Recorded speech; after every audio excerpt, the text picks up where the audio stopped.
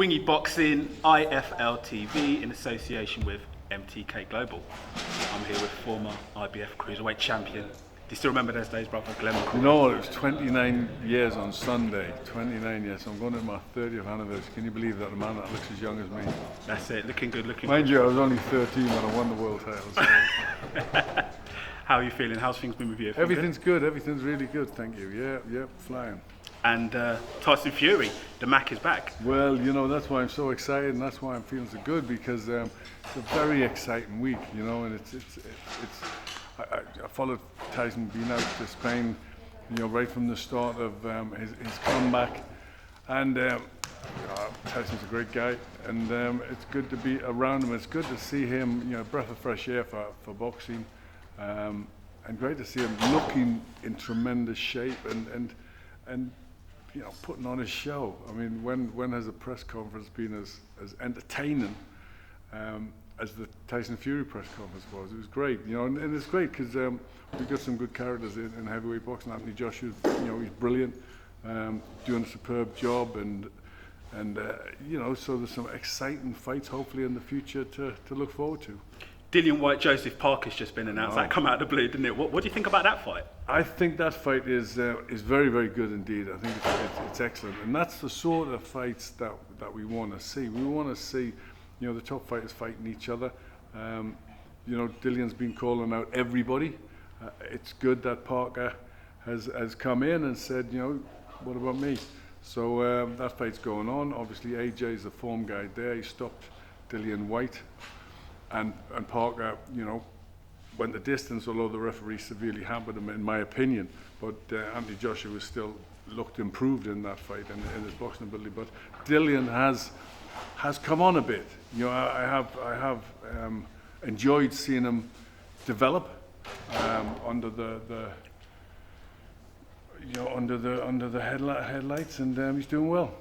The referee, speaking of the referee in the Joshua Parker fight, it was.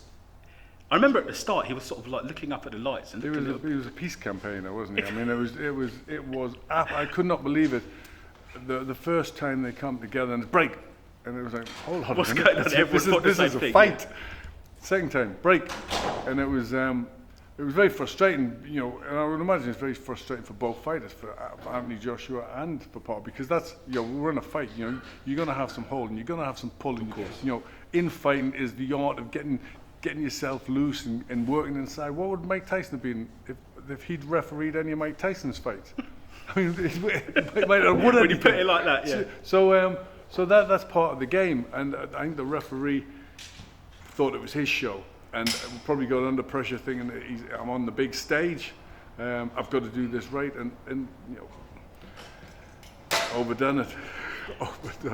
Terry Flanagan, Maurice Hooker. What do you think about that fight? I just saw you chatting to Terry then. How do you think he's looking, and how do you think he's going to do it this new way? Do you know what? I mean, I think Terry's done great, you know, and he's, you know, needs to get so much more publicity. You know, his career deserves that, but he's been without the sort of career-defining fight. He's been without that name fight. And I think it was great to see that Hooker came into the press conference. And I was, you know, before the fight, I'm thinking, Darlix Perez, you know, look at the records, analyze them. Darlix Perez, he's been stopped off Crowell, he's been stopped off Campbell. You know, there's out. But then he came in today, and the first thing he said is, "You're all looking at Darlix Perez." You know, perforated eardrum. That's not me. Yeah. That wasn't me. But I look at what else has he done? Who else has he? You know, has any big names on his record? Not. So it's a good fight. This could be the career-defining fight that Terry Flanagan needs, because it's going to make him, you know, Manchester's second two-weight world champion. It's going to put him up there. There's going to be a lot. He's going to have a lot to shout about, and this could be the fight he needs against the name he needs, an undefeated fighter, to put him up there and to get him into some big marquee, big name, big money fights. Billy Joe Saunders pulling out of the Martin Murray fight created a little bit of controversy. What are your thoughts on that when you first heard it? What did you instantly think was the reason? You know, I like both guys, and they're both very, very different guys. But my first reaction was absolutely gutted for Martin Murray, because, you know, he's a good, honest, hard-working pro. And he's got a world title fight. He's worked very, very hard, and he really fancies this fight. Really thinks, you know, he can pull this out of the bag, and for it to disappear again, I mean, that's hard. But you know, this is boxing, and I'm sure Billy Joe doesn't want an injury. I'm sure he, you know, he's had a couple here and there, and I'm sure he doesn't want that. So if it's genuine, which I'm sure it is, you know, I can't imagine Billy Joe, you know, not doing that. But that was my biggest reaction, was the fact that I felt sorry for Martin Murray. And Anthony Joshua, Deontay Wilder, it's been back and forth.